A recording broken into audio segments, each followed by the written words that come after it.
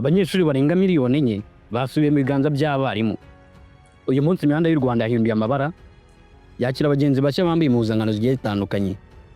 Barimo bagenda n'amaguru, abatega moto, abatega igare, abatega bisi, cyangwa batwawe n'imodoka z'ababyeyi babo. Ni itangira ry'amashuri y'umwaka wa 2025-2026.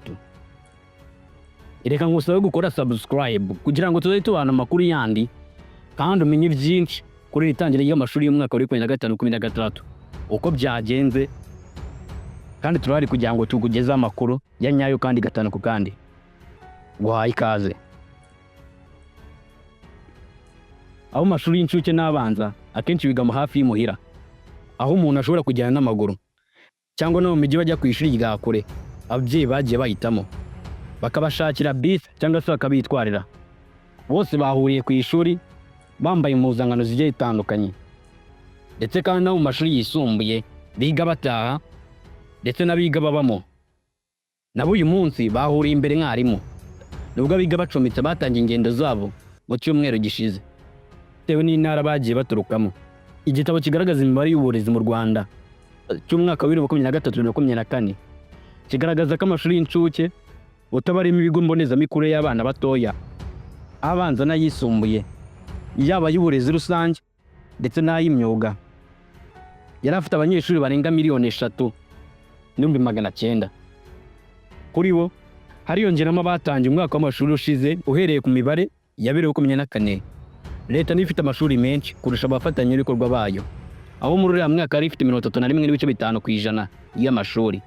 Ariko Kiliziya Gatolika ikazigwa mu ntege na 28%. Protestant, mu gihe Protestant bari bafite 17%. Imibare igaragaza ko mu burezi bw'ibanze abana bigaga amashuri abanza bagakomereza ayisumbuye bakarangiza mu myaka 12 barasibyemo n'umwe bari bake cyane, ko bari 13.1%. kandi kugera mu mwaka wa 2024 impuzangendo yari imaze imyaka 5 idahinduka. Ibi bivuze ko abana barangiza uburezi bw'ibanze bitabagoye bakiri bake cyane. Ubu kandi umwarimu aracyafite akazi gakomeye cyane ko kwigisha abanyeshuri benshi. Anga usanga mu ncuke kugeza muri 2024 umwarimu umwe yabaga ashinzwe abana 106. Uwo mu mashuri abanza akigisha abana 35. Mu mashuri y'ubumenyi rusange no bagerageza uko bari ku kigereranyo cy'abanyeshuri 36 ku mwarimu umwe. Icyakora mu mashuri y'imyuga naho baracyari ikibazo, kuko umwarimu umwe bwashinzwe abanyeshuri 77. Minisitiri w'uburezi Joseph Nsengimana atangiza umwaka w'amashuri mu karere ka Kicukiro yabwiye abanyeshuri batatsinze neza umwaka ushize kudacika intege, bakangurira kwiga bakamenya kugira ngo uyu mwaka uzababere mwiza. Ku babyeyi nawe yagize ikintu avuga, yagize ati abana banyu mubohereje guhura n'abarimu, ariko abarimu ntibahagije. Ababyeyi bagomba kugira uruhare mu kumenya uko abana babo bakora, uko bifashe ku ishuri.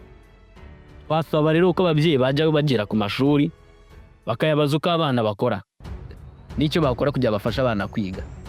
Minisitiri w'uburezi kandi asaba ababyeyi kumva no gutanga iby'amashuri abasaba. Ibi nibyo twareberaga hamwe uko uyu munsi wagenze gutangira umwaka w'amashuri wa 2025-2026. Reka nkutse gukora subscribe niba utayikoze kugira ngo tubane amakuru yandi kandi gatanu ku kandi.